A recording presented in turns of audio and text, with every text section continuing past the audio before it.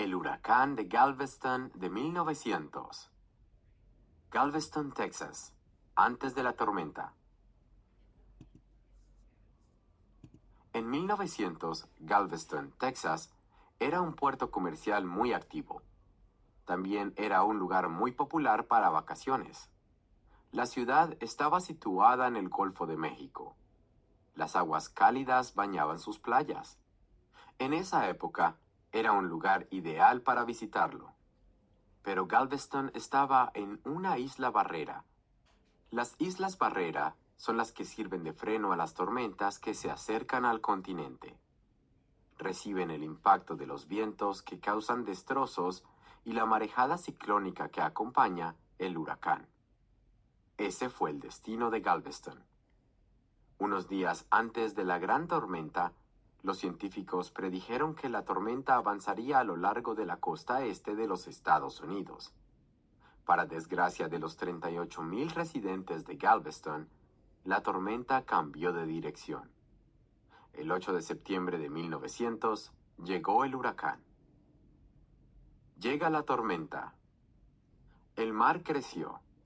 Las olas aumentaron 20 pies en cuestión de horas. La marejada ciclónica enseguida inundó la isla donde se alzaba Galveston. Los vientos alcanzaron las 135 millas por hora. Era un huracán categoría 4, el peor desastre natural en la historia de los Estados Unidos. La fuerza de la tormenta destruyó los edificios. Fueron arrastrados por la corriente contra otros edificios derrumbados. Las personas que se habían escondido en esas estructuras quedaron aplastadas. Otras se ahogaron. La tormenta arrasó cuadras enteras y destruyó unas 3,600 casas. Unas 8,000 personas perecieron en la tormenta. Marejada ciclónica. En una marejada ciclónica, el nivel del agua sube mucho en poco tiempo. Perecieron. Cuando perecieron personas o animales, murieron. Milton Elford era un joven que vivía en Galveston con su madre, su padre y un sobrino pequeño, Dwight. Milton fue el único miembro de su familia que sobrevivió a la tormenta.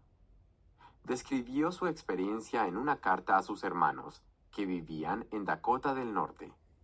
Esta parte de la carta empieza cuando la subida del agua y la intensidad de la tormenta obligan a la familia a abandonar su hogar e ir a una casa de ladrillos más resistente, al otro lado de la calle.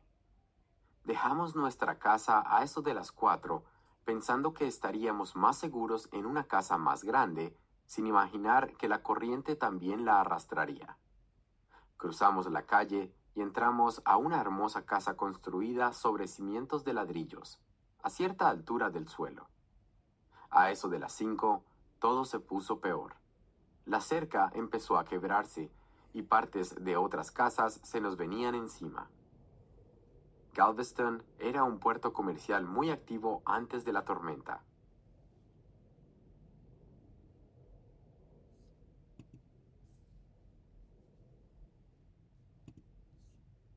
Habíamos acordado que, si la casa empezaba a derrumbarse, yo saldría primero, después papá, y detrás Dwight y mamá. Así, yo podría ir abriendo un camino seguro, ya que tendríamos que usar los escombros flotantes como balsas. En la casa había unas 15 o 16 personas además de nosotros. Todo el mundo estaba seguro de que las paredes soportarían cualquier cosa. Si no hubiera sido por eso, probablemente nos hubiéramos ido en balsas antes del derrumbe. Estábamos todos juntos en una habitación. De repente, la casa se desprendió de los cimientos y el agua nos llegó a la cintura. Todos corrimos hacia la puerta, pero no podíamos abrirla. Entonces, rompimos la ventana y yo salí primero. Aún no había terminado de salir cuando la casa se nos cayó encima. Algo me golpeó en la cabeza. Perdí el equilibrio y caí de cabeza al agua. No sé cuánto tiempo estuve bajo el agua, porque me debí desmayar. Luego me levanté y me agarré de unos trozos de muro del otro lado de la casa. Vi a un hombre sobre unos escombros a mi izquierda y a otro a mi derecha. Fui hacia la puerta que no habíamos logrado abrir. Estaba rota y pude entrar un poco, ya que había una parte del techo que no estaba cubierta, por lo menos por 4 a 5 pies de agua, creo. No se veía nada. Galveston después de la tormenta. Unas 3.600 casas quedaron destruidas. Escombros. Los escombros son partes de cosas que se rompieron o se destruyeron.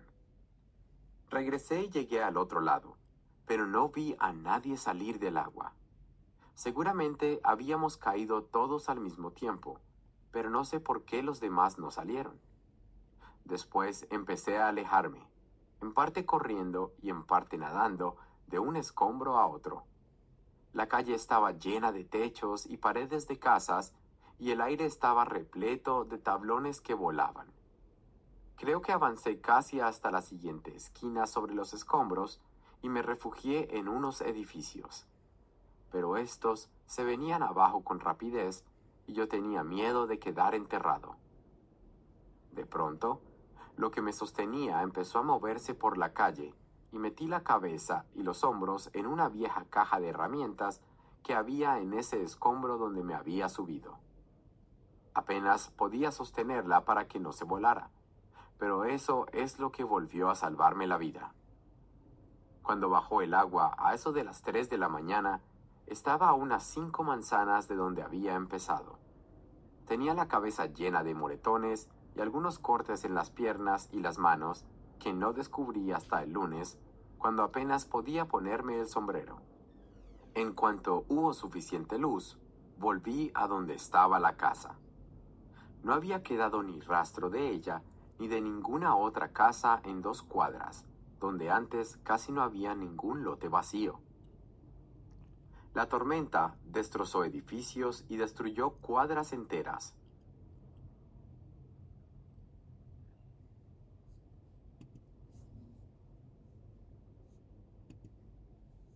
Después de la tormenta. La tormenta terminó. En la madrugada del día siguiente, los residentes de Galveston comenzaron a quitar los escombros y a reconstruir la ciudad. Como parte de ese trabajo, elevaron los edificios a 17 pies del suelo, metiendo arena debajo de los cimientos. Se construyó un espigón resistente a lo largo de la costa, pero el lugar que alguna vez fue el puerto más activo de Texas cambió para siempre. Debido a la devastadora tormenta, las empresas navieras se trasladaron al norte, a Houston. Tomó más de una década reconstruir Galveston por completo y que volviera a ser la ciudad próspera que había sido. La ciudad de Galveston en la actualidad.